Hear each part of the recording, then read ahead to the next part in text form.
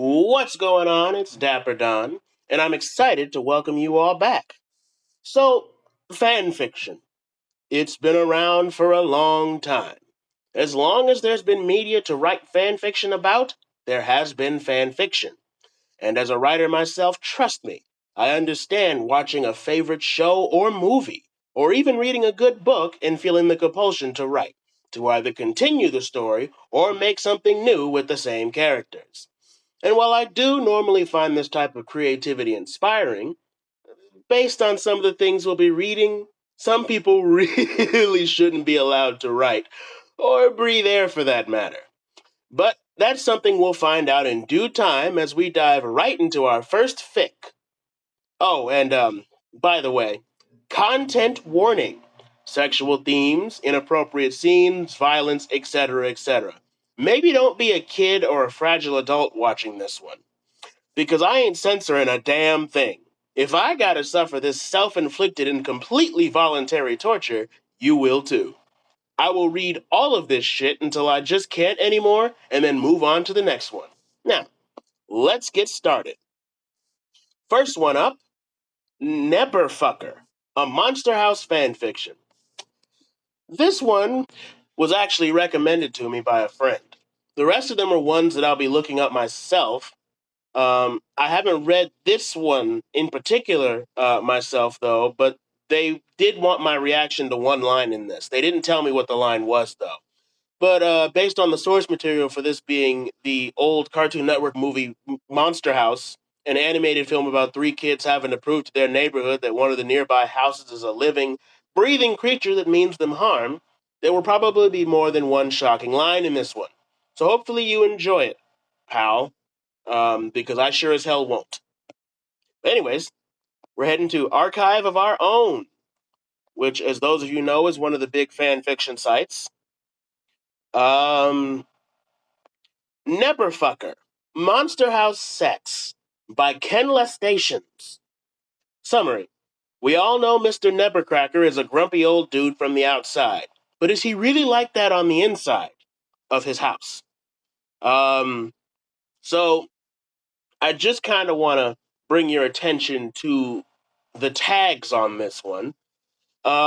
We've got objectophilia, old married couple, public sex, old nutsacks, old horny men, consensual sex, scat, toilet horror, horror porn, horror romance, erotica, stripping, splashing, messy fetish, rough sex, licking, French kissing, prostitution roleplay.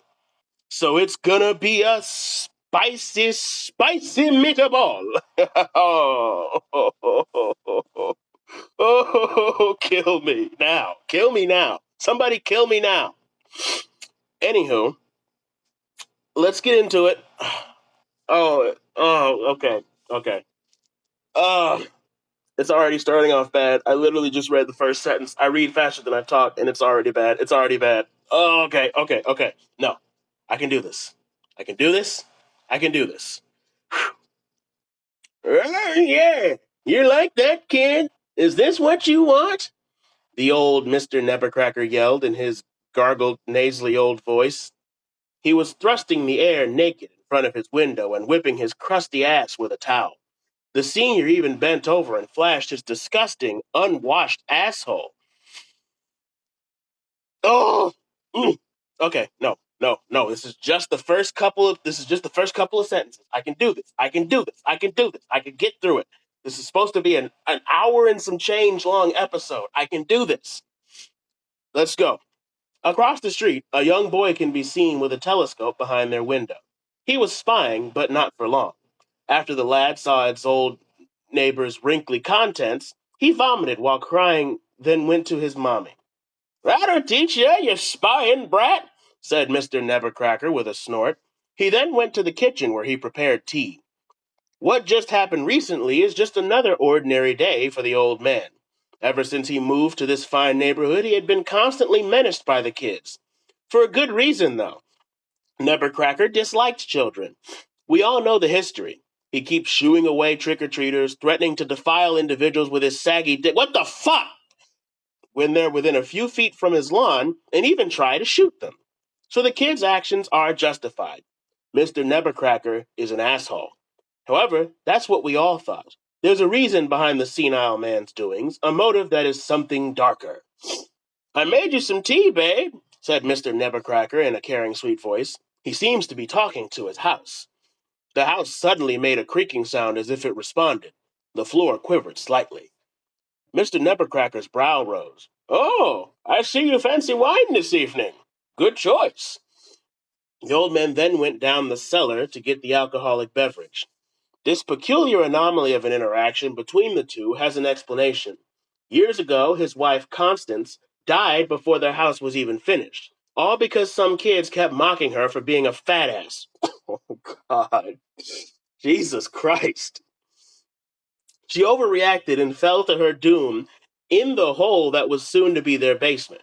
After the house was done, her cadaver is still hidden underneath, which means her spirit also never left. It possessed the wooden structure.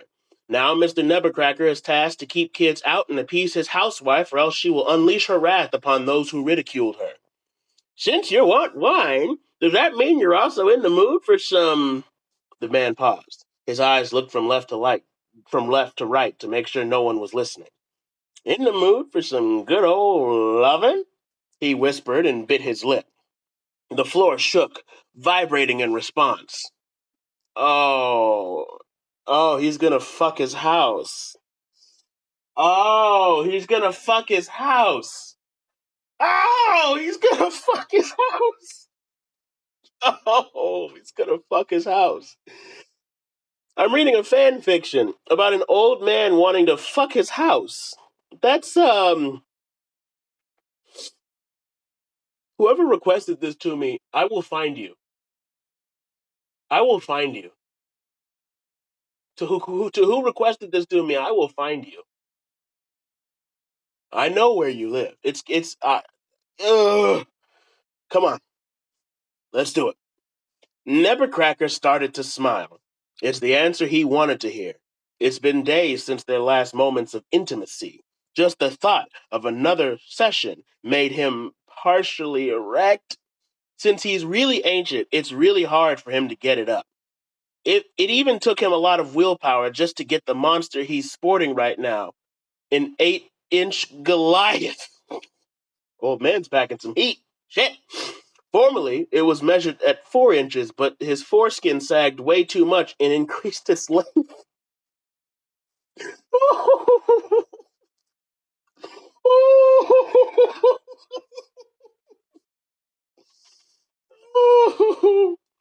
How much of this story do I have left? Fuck, I'm not even halfway through it.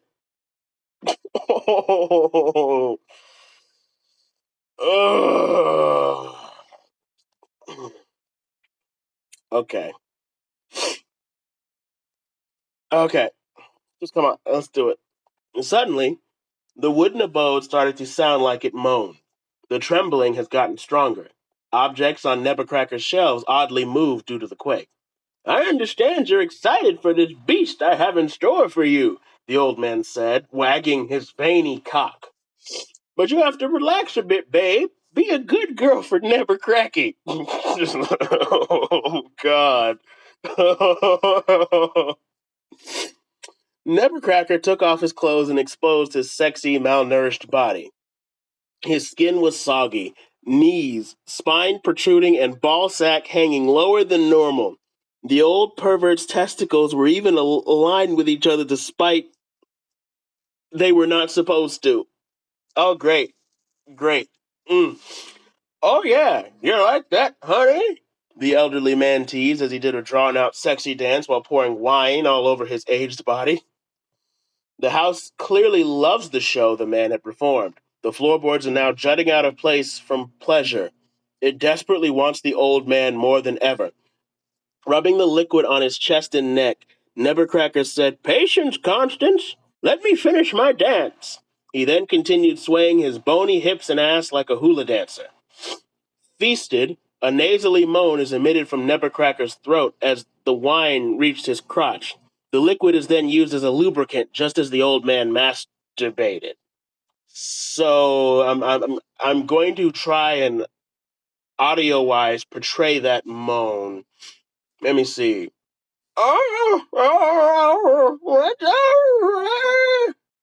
Maybe. Maybe that's how it sounds. Anyhow, the greedy house hoe, the greedy house hoe, the greedy house hoe. Why did I do this episode? Um, got impatient and grumbled noises coming from underneath.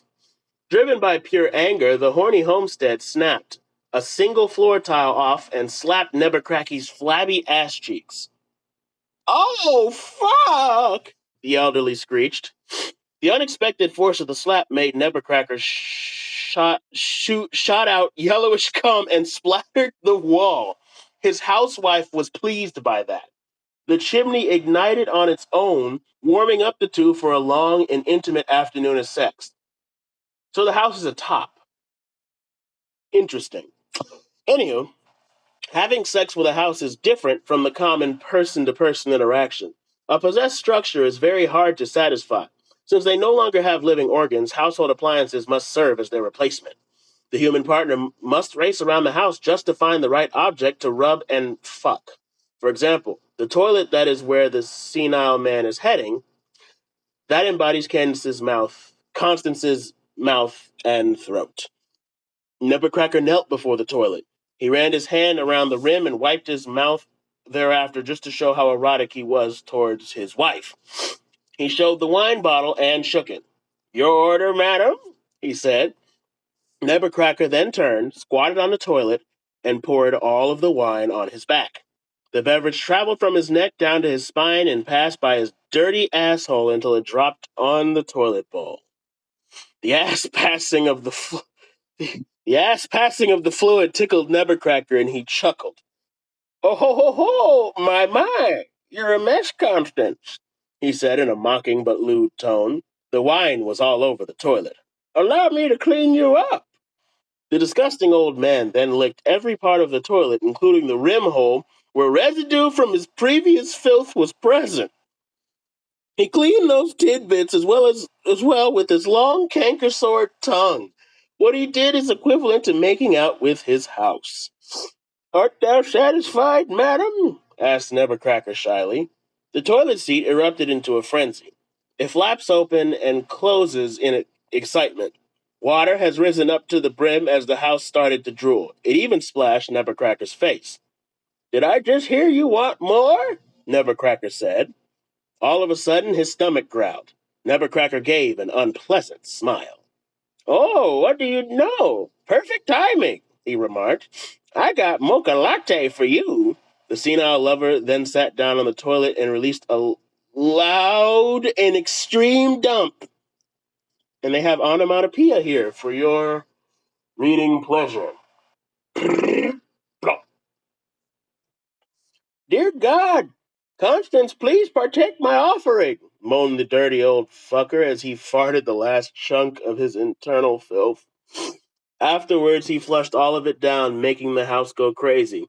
Things are now falling over, windows cracking, and water pouring from sinks, faucets, showers, etc. Constance was wet as hell, an indication that she is ready for olden, matured cock. I, why did I make this episode? Seriously, why did I make this episode? I was sitting here, I was sitting here before this even came out. I was sitting here thinking this would be a great episode to make because I could react to cringe and it would be funny. But this isn't funny to me. Nothing about this is funny. What the fuck is going on? Nebuchadnezzar was hornier than before. His cock throbbed so hard he could feel the uneven pulsing of his unhealthy failing heart in his shaft. He rushed outside butt naked, running as if he had arthritis, which he actually has, by the way, and went for the wet moss-covered drain pipe at the side of his house. It's good to know that he has arthritis. That's great. That's definitely essential to everything. Um, Get ready to be dicked, you fat hoe, sex teased the panting Nebuchadnezzar. He then jammed his rumpled pecker inside the end of the pipe, clogging it with his supreme meat bulk. Bless my soul and tickle my fanny, moaned Nevercracker. You're tighter than before, Constance. What he did not know is that that pipe is unclean for 6 years straight. Who knows what's in there that made it tighter and harder to penetrate? He closed his eyes and imagined fucking Constance as she once was, a morbidly obese woman he kidnapped from the circus. Nevercracker's ass tightened after doing so. The pipe leaked moss and other rancid, gelatinous, viscous liquid formed inside that wretched house mound as Nevercracker's dick pushed them out with its thrust. The house was pleasured as well. It kept growing over worldly noises while the interior is rapidly degrading. It kept growling otherworldly noises while the interior is rapidly degrading. I'm sorry, it's hard for me to read this shit because there's tears in my eyes from cringing so much. The insides are now in shambles. Wallpapers are ripping off the walls, things are now shattered on the floor, windows glassless and kept shutting and opening. The door even has wooden, raggedy teeth. Nevercrackle was wild and a savage. He fucked like his youth. He does not care if someone's watching him right now. All he wants is to please himself and his house. He fucked so hard his knees were trembling. It looked like it's about to give in. Coming is imminent, my dear, he told his housewife. Coming is imminent. Well, fellas, you looking for a phrase that'll turn your girl on? Fuck her for about 20 minutes, and then just shout out, coming is imminent. That along with I'm about to arrive, can really get her wet. He then unloaded his balls. At first, a puff of dust came out, but after a few minutes, a powerful flow of yellowish cum explodes and fill almost half of the pipe's length. That's not how cum works. Oh, moaned Nevercracker while tiptoeing from the rapture of cum exertion. The rapture of cum exertion. That's a real sentence that I just read. Um, the house moaned too. Smoke risen from the chimney. It's heated up all right. The shower reached its max flow rate and submerged the entire bathroom. Delighted, Nevercracker laid on his grassy lawn filled with that shameful and regretful feeling you get after you finish masturbating. He then saw a boy trespassing his lot along with a fat blonde companion. He used that stored shame into anger and snapped at the kids. Stay away from my house, he yelled as he rushed towards the children. The end. So he chases the children naked, with cum leaking from his dick. That's great. So the friend that suggested to me. So a little bit of context behind this story. I'm part of a pride club at my school, and the friend that suggested this to me. Well, the pride club wanted to goof around, and they fucked around and found out with this fiction. So this fiction is actually banned from my school's pride club. Like, no reading it, no engaging with it, no even mentioning it. And not only is this fiction banned, but it got the Monster House movie banned as well from the pride club because we normally would watch movies on some days. And at first, I was laughing, kind of making fun of him because I was like, "How bad can it be? It's a Monster House fan fiction." And then when I found it, you know, then when I found it and started reading it, and then I read it all the way through, I soon realized that no human should read this. Just like a majority of the fan fictions that I found for you today, no human should be reading these, but I digress. Don't have time to sit and contemplate my agony. We do have another one while we're reading. We do have another one to kind of read. Sorry, that kind of threw me for a loop. I was not expecting that. I was expecting to maintain some sort of composure throughout this episode, but that's not going to happen. But anywho, now on to a search term that someone told me to use when prepping for this episode. Omegaverse. From what I could gather without actually reading any of the fics, it seems to be a series of alternate universes where you can just kind of put any characters you want in any scenario. For example, Naruto meeting Luffy, then going off to play chess with Sonic and the Flash, except more erotic. But based on what we read, I could be right or wrong. We'll see. Based on what read, I could be right or wrong. We'll see. Um, Now, some of these might be a bit long, so I'm probably going to read it until I get to the cringy, fucked up part, and then react to those or read as much as I can of these because, oh boy. Anywho, Omegaverse. This is Archive of Our Own again. Omegaverse by Tater underscore Toddy. Summary. Day 1 of my KHR 12 Days of Xmas. A simple mission leads Zanzis to an unexpected discovery. It's a good thing for you that he just hit his rut. You decide to pay him back in your own way. NSFW. Hold on. What the fuck is rut? Rut. NSFW.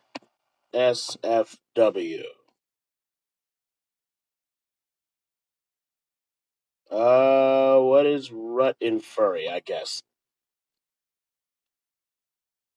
I'm trying to find what the fuck that means. Because I know what the traditional definition of rut means. It means you're stuck in a monotonous, unchanging routine. But why is rut in here as... Yeah, what is rut in Omegaverse, I guess? In Omegaverse, a rut is a mating cycle experienced by alphas similar to heat for omegas. What? It's a period of heightened sexual desire and a strong urge to procreate, often involving increased aggression and heightened need to be with a mate. Ruts can be triggered naturally or by the heat of an omega, and they can be managed with rut suppression if needed.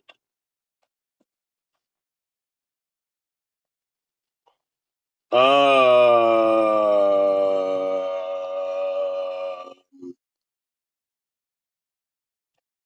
okay, so I was wrong. That is my bad. I was completely wrong about what this Omegaverse stuff is. I thought maybe because I kept seeing stuff for other shit, and I kept seeing like Omegaverse videos. When I was doing research, I kept seeing like Omegaverse bringing all these characters together and like bringing all these concepts together, and that is clearly not what it is. Apparently, it's its own thing. Maybe I don't know. Let's just read and find out. I could be wrong. I could be right. It depends. I don't know. This is gonna hurt.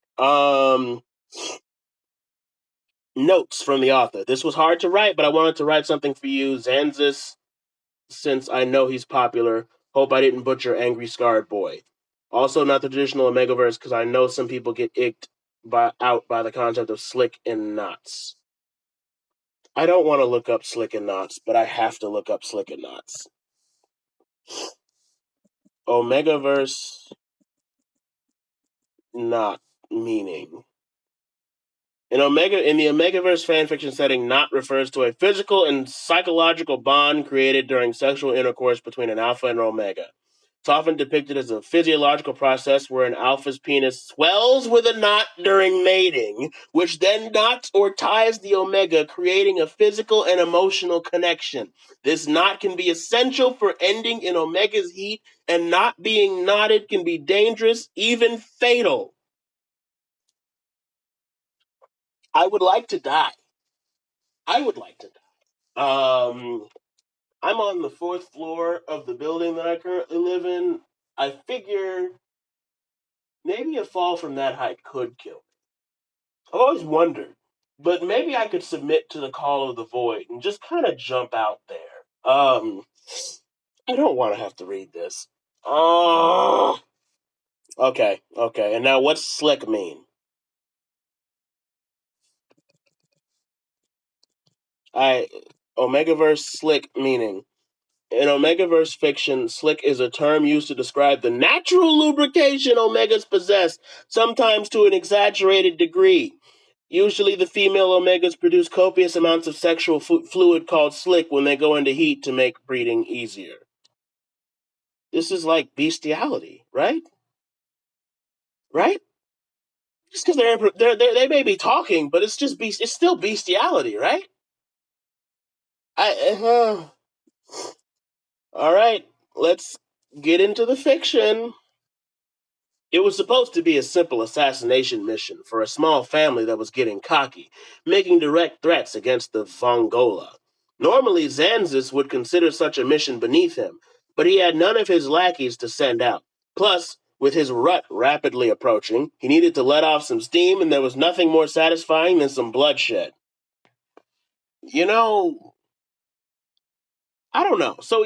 I don't know. I don't know. Let's just read. Let's just read. I don't want to read, but we have to read. No, you can do it, Don. Come on, you can read. Come on, let's do it. Let's do it.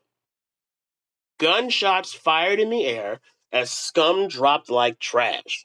Zanzus reveled in the scent of gunpowder and iron, in the fear that hung thick in the air. Imagine his surprise, though, when he smelled it. Omega pheromones in the air, thick and heady, probably due to your distress. Zanzus cocked his guns as he followed the scent. He rounded a corner and you were pointing a gun at him. Defiance burning in your eyes. He had to give you props for putting on a brave face, considering he could smell the fear underneath your anger. You must have been a rookie, though. You were slow. He fired a shot. That knocked your gun out of your hands, and you winced, gripping your hand. As he approached you, however, the pheromones you exuded became overwhelming. The gun cocked to your head and didn't have as much bite as it normally did, as Zanzus tried to pretend he wasn't affected by the intoxicating scent. I'd like to cock a gun to my head right now. That would be something great. That would be something really great. Um, Trash, what are you doing here? More importantly, he pressed the edge of the barrel to your temple. Why are you still alive? You had spirit. You refused to answer him, much less look at him. He increased the pressure on your head and was pleased to see you wince slightly. He tried to rid your heady smell from his senses, but it was proving difficult. You glared up at him. It was when you inhaled that you noticed the overwhelming potent scent of an alpha. The fact that his pheromones were so thick must mean he was going into his rut soon. Your eyes widened. You're... No, I'm sorry, this is you talking. Yeah, this is Zanzus X you. You're fucking Zanzus. You're... The pressure on your head. Well, unless this is him talking, it's not clear. It's not clear. Who's talking? Who's talking? This is basic writing. You have to clarify who's talking before you do the just floating quotations thing. You have to clarify who's fucking talking. Jesus Christ. Whoever said your, the mystery person that said your, I said your, I guess. The pressure on your head disappeared. You're not worth killing, scum, he grunted, even more surprising. You noticed, however, the tension in his muscles as he walked away. He stopped a good distance away from you, glancing back. Well, you just going to stand there, wait for the cops to show up? Idiot. You were well aware of mafia law and the implications of what him sparing your life meant. And that was how you became a low-ranking member of the Varia. You didn't know why he spared your life. You had heard rumors of the ruthless leader of the Varia. The only thing you could chalk it up to was his rut. He seemed to be getting more and more irritable as the days went by. In an odd way, you wanted to help, repay the favor you owed him. So, yeah, you're going to fuck a wolf guy thing. Is that what you want to do? Is that how you want to spend your Wednesday evening, friends? Fucking a wolf thing? Huh? Is that what you want to do? Boss, you approached. The maids were still cleaning up shards of the whiskey glasses he had thrown at Squallow. He leveled a glare at you, his alpha pheromones practically suffocating you in their intensity. You waited till the cleaning staff was gone before you offered your proposition. You seem on edge lately. Tense. He snorted. No shit. Your fucking nose broken? Or can you not smell me? You did. You could also smell the scent of several other women, no doubt prostitutes he had hired to help stave off his urges. It didn't seem to be helping, though, judging by how Zanzus's irascibility hadn't eased at all. If anything, it just seemed to get worse. So, why? I mean, I think this is something you'll find with the fanfictions we reread later. Why does this smut have good vocabulary? Why? Irascibility? What the fuck does irascibility mean? Hold on. I gotta now look up irascibility. Why does this shit have to have such a wide vocabulary? Irascible. Having or showing a tendency to be easily angered. What the fuck? Why is that word here? Why is that word here? I read Stephen King novels and there's no word called irascibility in there. But in this smut fan fiction with wolf people, there is. Ay, ay, ay. Anywho, his irascibility hadn't eased at all. If anything, it just seemed to get worse. I can. I have.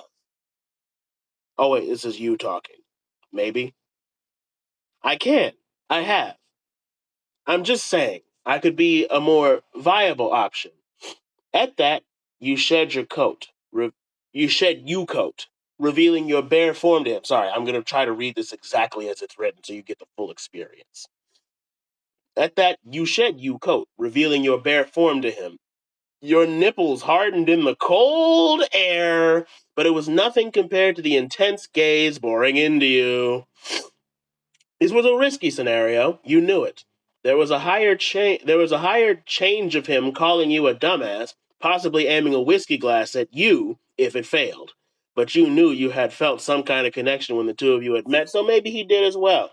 He snorted, uncrossing his legs from their position. He looked vaguely interested. And what makes you think you're better than any other whore I can pick up on the street? Still, the way his eyes raked down your form made you think otherwise. He beckoned you over with a flick of his wrist, and you obeyed, leaving your coat to pool at your feet. He examined you as if you were goods he was about to buy. One hand reached out to roughly palm at your breast before voicing his assessment. I've seen better. You're nothing special. He was trying to goad you. You wouldn't fall for it. Maybe I'm not, but I am the only one stepping up to the challenge. He narrowed his eyes at you. For a shitty Omega, you're pretty bold. You'll do, but remember, you signed up for this. Don't be whining you can't handle it. With a rough tug, he yanked you down onto his throne.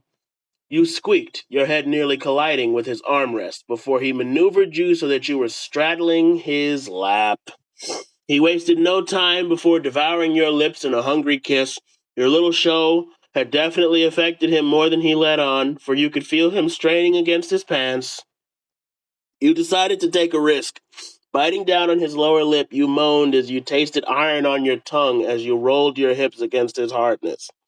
Zanzis broke the kiss, grasping a fistful of hair before yanking your head back hard. Your pupils were blown up wide, his blood shining on your lips. Fuck. He would make you submit to him in every single fucking way. But but first, be a good little slut and suck me off. Okay. All right. All right. I I all right. Okay. All right. So, okay. All right. Okay. All right. Okay. So, all right. Okay. Okay. You know, you know, um okay. Um you conceded, reaching for his belt to unbuckle it. He lifted his hips as you slid his pants off, only to widen your eyes. He wasn't wearing anything underneath. His dick sprung free, standing heavy against his stomach. He was big, immeasurably so. He didn't even look fully hard yet. If anything, his girth was more intimidating. Zanzis was getting impatient. Well, you just gonna stare at it, trash? Or are you gonna fucking... His sentence ended in a hiss as your mouth engulfed his head. Your head bobbed up and down his length. You were dickhead, by the way. This isn't a praying mantis situation. You engulfed his dickhead. Your head bobbed up and down his length. You were only able to take him about halfway into your mouth. Your other hand began pumping the rest of him in tandem. Zanzis grunted, yanking your hair back with one hand as he surveyed your struggle to take him whole. Deeper. He grumbled, his grasp holding your head in place as he began to thrust into your mouth roughly. He shoved his whole length up your mouth suddenly, barely giving you time to react. You spluttered around his thickness, choking on your saliva as you grasped his thighs to ground yourself. He grunted, making an annoyed sound. Don't tell me you can't even do this trash. Despite his harsh words, you noticed the muscles in his thighs flexing underneath your palms. You took a deep breath, urging your throat to relax as he started thrusting into your mouth again, grunting and cursing with each thrust. Your jaw was beginning to ache. He must have felt the hint of teeth because he yanked you off his dick. You gasped, gasping for breath as you shakily straddled his lap again. You were pleased to see Xanthus himself was slightly out of breath. His cock was fully hard between your bodies, wet with your saliva. Fuck, your mouth was tight, but I bet your pussy's even better, huh, slut? Okay, that's enough. Clocking out. That's enough. Clocking out. I'm not reading any more Omegaverse. Clocking out. We're skipping that. Not reading any more Omegaverse. I can't do it. I will not do it. Maybe I'll try and read the rest of that in an extra or something. I don't know. If there's enough people that want to see it, maybe. But I cannot read any more of that. Between the Monster House and that, I need a break from the descriptive shit. Oh my god. I need a break from the well written, oddly descriptive shit. Oh boy. Okay. All right. Okay. Okay. Anywho, uh now I also did my own searching around using some keywords I would think would be on these sites. The first one I did that with was the hit indie horror game that we all got weirdly obsessed with despite the creator's attempts to desperately stretch out and complicate its paper thin lore, Five Nights at Freddy's. Now, for the other stuff, I offered some kind of summary, but if you're watching this and don't know what Five Nights at Freddy's is, you either lived under a rock, you're too old to be watching this, or you're too young to be watching this. And if you're any of my family watching this and got to this point, I do apologize, but you were warned. I truly, truly apologize, though, but you were warned. Sometimes you don't. Sometimes when old Don puts out a new episode, you don't have to watch it. So just know that things are completely optional. Um, Also, I should mention that it was very difficult to decide which element of cringe I wanted to go for. Just taking a scroll through fanfiction.net's FNAF results, Five Nights at Freddy's FNAF, that's what the fandom calls it. Anyways, those results offer you great titles like Rainbow Dash's Five Nights at Freddy's, Five Nights at Freddy's the Musical, Ruby Edition, Tails' Five Nights at Freddy's, Five Nights Drunk at Freddy's, SML Movie, Five Nights at Freddy's, and perhaps my favorite, Freddy is Love, Freddy is Life. I won't read all of those, as I want to be able to use my brain after this episode, but a few highlights among them wouldn't hurt. So let's see. We're going to fanfiction.net. We're taking a trip over there to read some cancer.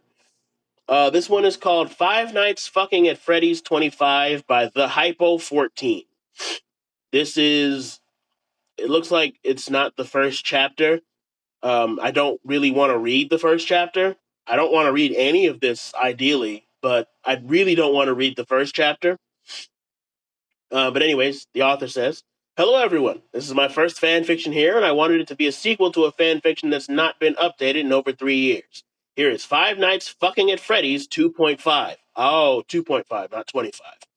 I am to be as faithful to the source material as possible, and I will be starting from Chapter 3 as Chapter 2 finished and never received a Chapter 3. Enjoy, for mature audiences only." Again, warned again, warned again! Chapter 3, furries and lovey, and furries and lovers. Oh, it's a furries, great, more furries. Oh, I should have known we'd get into some furry stuff. More furries, woohoo! Fucking kill me. Um, Jake walked into Freddy's Furries. He was still a bit weirded out from last night's whole ordeal, but the thing is, he loved it. Jake still hadn't seen Megan. Where the hell is she? He thought to himself. He'd not seen her since she walked into that room yesterday. Meh, I'll go and check in later, Jake said quietly to himself. 2 a.m. It had been 2 hours since Jake walked in and sat down in his office chair. He looked at the cameras. Bonnie was gone from the main stage. In fact, he never saw Bonnie yesterday either. Just Chica and Freddy. He felt himself get hard just thinking about sliding his dick into Chica's pussy. Okay. All right. Okay, so you want to fuck the robot. That's wonderful. That's wonderful. That's great. You want to fuck the robot? You want to fuck the Chuck E. Cheese robot that was inspired by that one duck animatronic that said Chuck E. Cheese? That's what you want to do? You want to put your dick in that robot? Okay. It felt so tight and realistic. Both Chica and Freddy were now off the stage. Chica stood in the doorway, clearly not wearing her bib. Her legs were spread, and looking down, he saw her dripping wet pussy. She walked over to him and slowly made out with Jake. He felt her hands glide over his pants until they reached his zip. Chica slowly unzipped his pants and got his dick out. A groan had already escaped Jake's lips. Chica slowly started sucking him off, letting out a moan into his dick. Already Jake was about to come. He got more sexual satisfaction from Chica and Freddy than he did with Megan. Jake couldn't hold it much longer. He comes hard into Chica's mouth. She got up and made out with him, and together they shared Jake's cum. Not even halfway done with this. Not even halfway done with this. You know what? I don't taste too bad, Chica. Ride me. Chica gratefully obliged and stood up and sat on him. He felt himself slip inside her, and they both let out a moan. Freddy watched from the doorway, jerking her, Freddy Fazbear her, feuded dick. Freddy walked over to them and put her cock right next to Jake's mouth. He hesitantly took it into his mouth and sucked him off as Chica rode him. He was in complete bliss. Jake cummed inside Chica. He still found... Okay, no, I'm not... No. No. No. No. No. I need something funny. I need something funny. I need something funny. I need something funny. I need something funny. Otherwise, I'm gonna die. I need something funny. Um, just okay. Let's try this. Let's try this. Let's try this. Let us try. Come on, come on. There we go. 5 Nights at Strickland Propane. This is gonna be funny. This one's gonna be funny because I can't do any more. I can't do any more weirdly detailed sexual shit. I can't do it. I can't do it. If I have to read any more of that, I'm actually going to like go on a rampage. So we're gonna do something else. 5 Nights at Strickland Propane by LT Major Dude or Lieutenant Major Dude. Okay, this is a My Little Pony, King of the Hill, Five Nights at Freddy's fan fiction. No, I will not be explaining what My Little Pony or King of the Hill is, because again, you should know these things. You should be paying attention. Celestia's sun rays shone over the quote-unquote peaceful town of Ponyville. Most ponies did not consider it peaceful thanks to past attacks from Nightmare Moon and Tyrek. The town's ponies were busy doing their daily work. However, one rainbow-maned Pegasus was doing something else. Rainbow Dash idly held a newspaper on her hooves as she laid down on a cloud. She let out a bored sigh as she turned the page. Suddenly, her eyes widened when she stared at an advertisement in the Help Wanted section. Help wanted, Strickland Propane. Night guard needed for 5 nights. No experience needed. Not responsible for injuries or deaths. 50 bits per night. Strickland Propane is where Hank Hill works in King of the Hill. That many bits? Rainbow Dash nearly shouted. Awesome! She had heard about Strickland Propane. Every pony in Ponyville knew what that was. Strickland Propane was founded by a human named Hank Hill. Hank was a human who somehow found his way into Equestria. I'll sell propane and propane accessories. He arrived with his 3 human friends, Dale Gribble, Bill Dauterive, and Jeff Boomhauer. In Equestria. He's in Equestria. Hank Hill's in Equestria.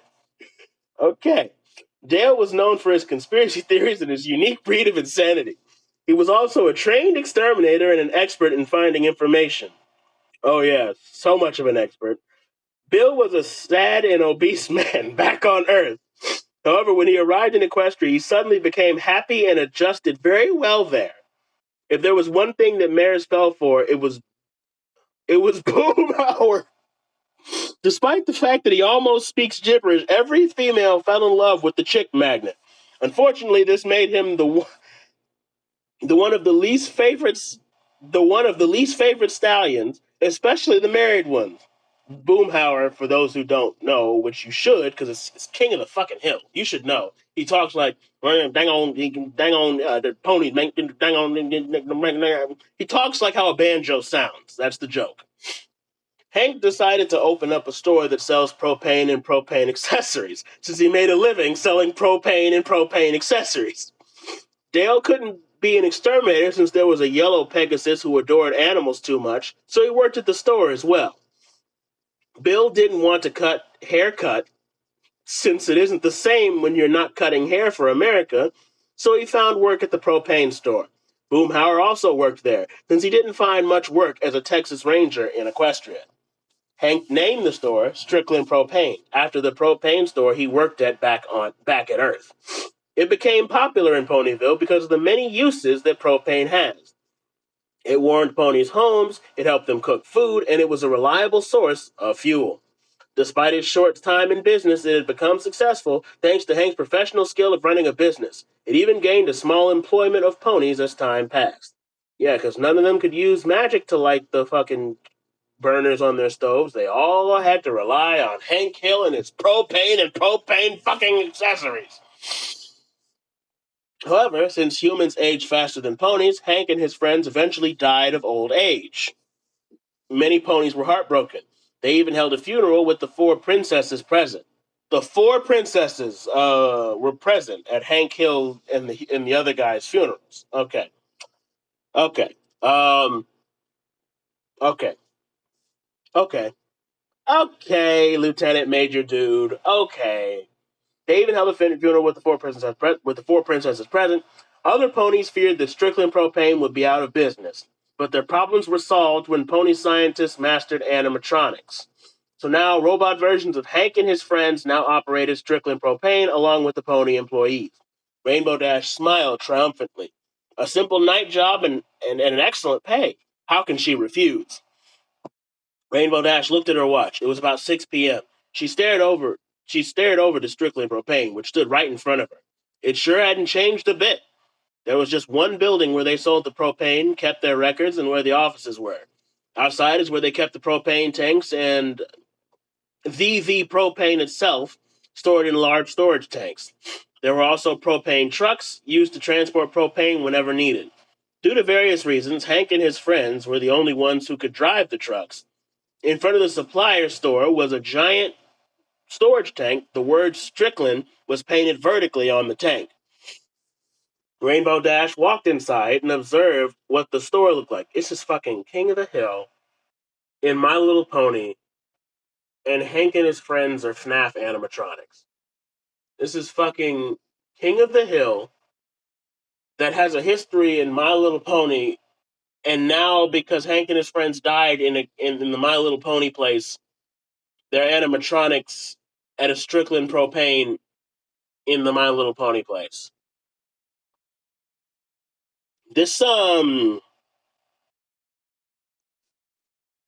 this is what people write. This is what people are compelled to write when they watch a certain piece of. This is the creativity that people exercise. Remember when I was saying how people shouldn't be allowed to breathe after creating these things?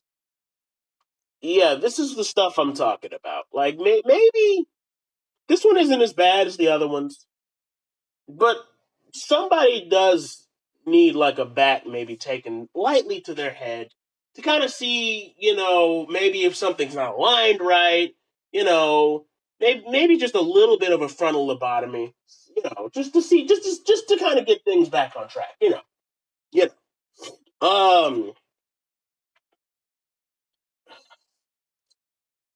Rainbow Dash walked inside and observed what the store looked like. It was crowded with ponies. Some were observing the grills that the store sold. Others walked out of the store with propane tanks on their backs. What stood out the most was Hank and his friends. They were all wearing brown pants and a light blue shirt that had a flame symbol near the shirt pocket. With the exception of Dale, They had light blue nightcaps on. I'm sorry, light blue caps on their heads. That was the same flame symbol from the shirt.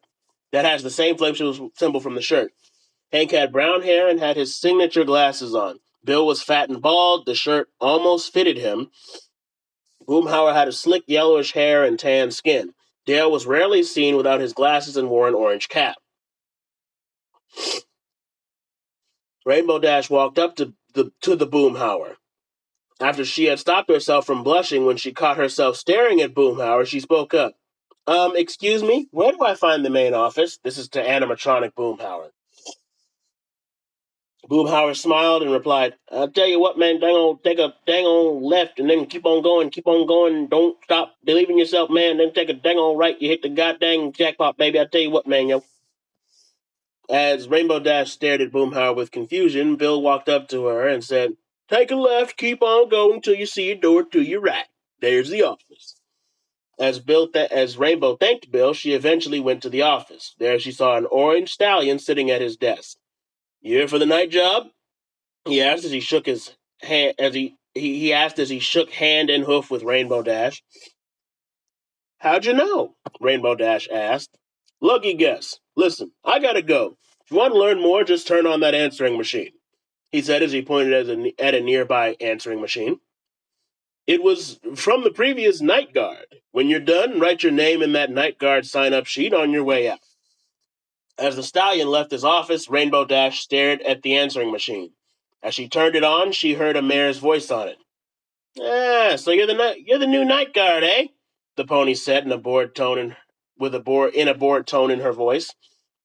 All right, let me run some ground rules. You are not allowed to leave your office from midnight to 6 a.m. Also, just to let you know, these guys are allowed to roam around the store. Has something to do with their servo motors. I don't know. They can't roam in the day, since one time when they did that, they almost blew up a barn. Had to do something with installing a propane heater. Once again, I don't know. Oh, and don't let them find you. Don't worry, they're not going to stick you in an animatronic suit. You see, during late night, they refuel themselves with propane. Ironic, right? So if they see you, they'll think you're one of them. They'll fuel you up, and I think that's supposed to kill you. I said it once and I'll say it again. I don't know. Rainbow looked alarmed.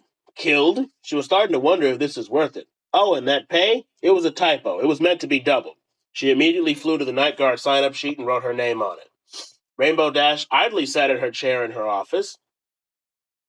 Her office was smelly with a hint of blood, which crept her out. The only light source in this dark room was a light bulb in the ceiling. Occasionally it would die out, but the light would come back. In front of her was a television and some camera controls, including a flashing red and button. Other than an empty shelf, a table where the security equipment is on, and a chair for her to use, the room was neat and not messy. In front of her was a television and some camera controls. She wore a night guard cap and had a blue shirt on. Using the controls, she switched to the camera outside, where she saw Dale smoking a cigarette and talking to himself. 1,000 years old, and they look 23 years old. I bet those two princesses are aliens. Aliens. Oh, this is Dale talking. Sorry, let me do my Dale voice. 1,000 years old, and they look 23 years old. I bet those two princesses are aliens. Aliens from another colony, waiting to take over the world.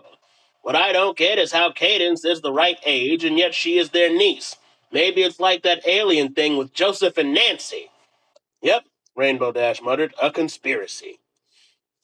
She switched to a camera in the break room where she saw Bill happily getting a frozen vegetarian pizza from the fridge and placing it inside the microwave.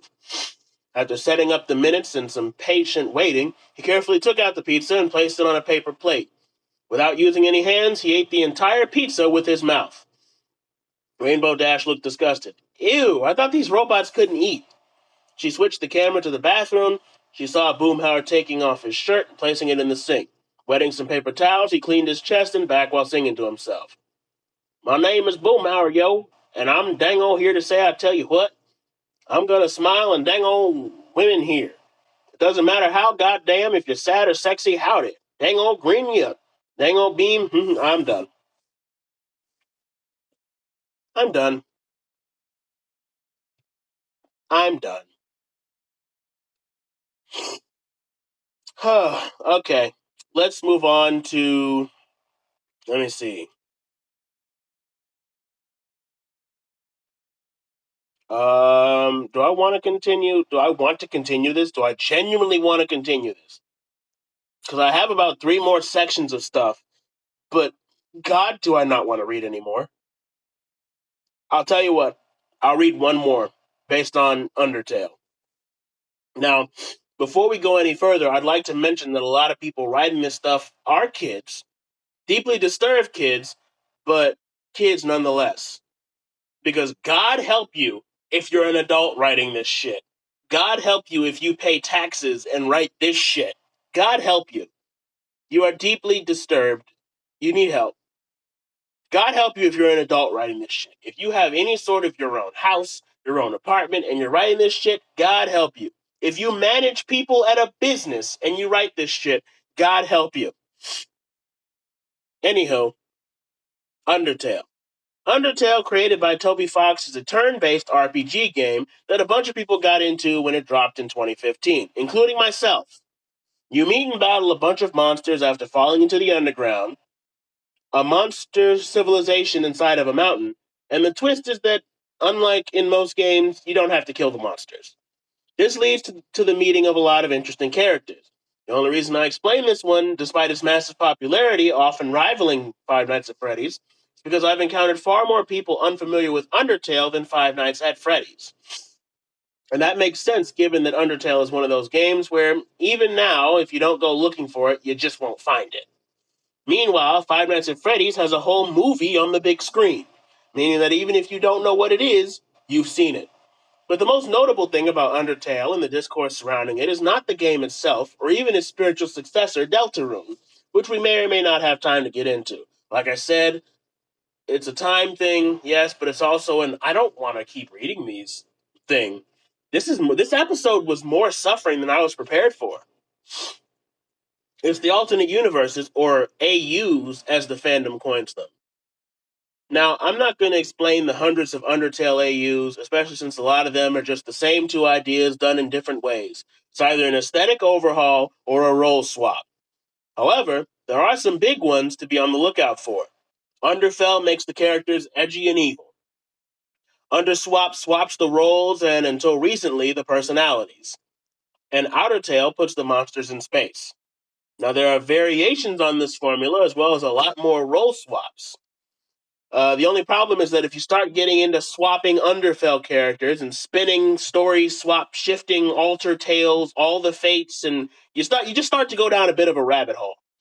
The only thing you need to know is that Undertale is popular primarily due to a lazy comic relief skeleton character named Sans, after the font, and his more cartoony brother Papyrus, named after the font. There are sentries in a certain part of the game whose goal is supposed to be capturing humans. This is something Papyrus takes really seriously, while Sans takes it not so seriously. Shenanigans ensue. But where the Skeleton Brothers really grow in popularity is during the genocide route of this game, where you slaughter every monster in your path. Towards the end of the game, you fight the lazy brother Sans, who uses every trick and cheat at his disposal to convince you to end your run. He is aware of what the player is doing as far as resets and saves go, and is part of one of the many instances of the game breaking the fourth wall.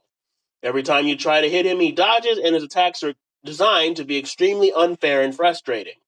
You can endure and kill him in one hit, but you will be put through hell first. And obviously, you can guess why he got popular. A jokey comic relief character turning serious when the moment requires.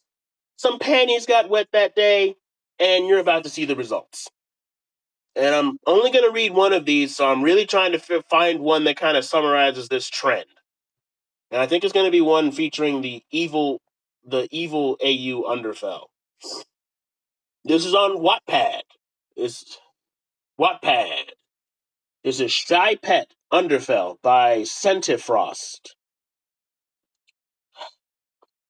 I think so. Oftentimes in these Undertale weird fanfics, so in Undertale, you play as a child named Frisk. It's a blank slate of a child, kind of like how Ness or whoever in Earthbound is a blank slate of a child. Like, it's just insert silent child protagonist here.